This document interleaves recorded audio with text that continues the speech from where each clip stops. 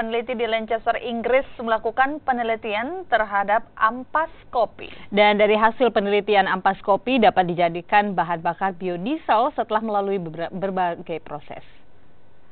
Secangkir kopi maksud kami tidak hanya bisa menjadi bahan bakar untuk memulai aktivitas manusia saja. Di Inggris, kopi bisa menjadi bahan bakar untuk kendaraan.